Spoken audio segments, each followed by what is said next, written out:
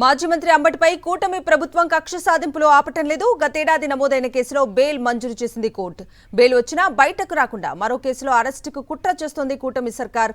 2023లో సత్తెనపల్లి పరిధిలో నమోదైన కేసుపై పీటీ వారెంట్ ఇచ్చేందుకు సిద్ధమవుతున్నట్లుగా సమాచారం. అంబటి రాంబాబుని గుంటూరు తరలించారు పోలీసులు. మాజీ మంత్రి అంబటిపై కూటమి ప్రభుత్వం కక్ష సాధింపులు ఆపటం లేదు. గతేడాది నమోదైన కేసులో బెయిల్ మంజూరు చేసింది కోర్టు. బెయిల్ వచ్చినా బయటకు రాకుండా మరో కేసులో అరెస్టుకు కుట్ర చేస్తోంది కూటమి సర్కార్. 2023లో సత్తెనపల్లి పరిధిలో నమోదైన కేసుపై పీటీ వారెంట్ ఇచ్చేందుకు సిద్ధమవుతున్నట్లుగా సమాచారం.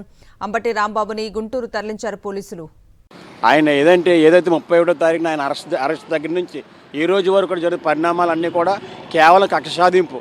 ఆయన్ని ఏదో రకంగా ఫిజికల్గా, మానసికంగా, శారీరకంగా ఆయన్ని ఇబ్బంది పెట్టాలని తీసుకోవాలని జరుగుతున్న వ్యవహారమే తప్ప లీగాలిటీగా చట్టపరంగా అయితే ఏ విషయంలో కూడా ఏ ఒక్క క్రైమ్లోనూ కూడా ఆయన అరెస్ట్ చేసే పరిస్థితి అయితే లేదు.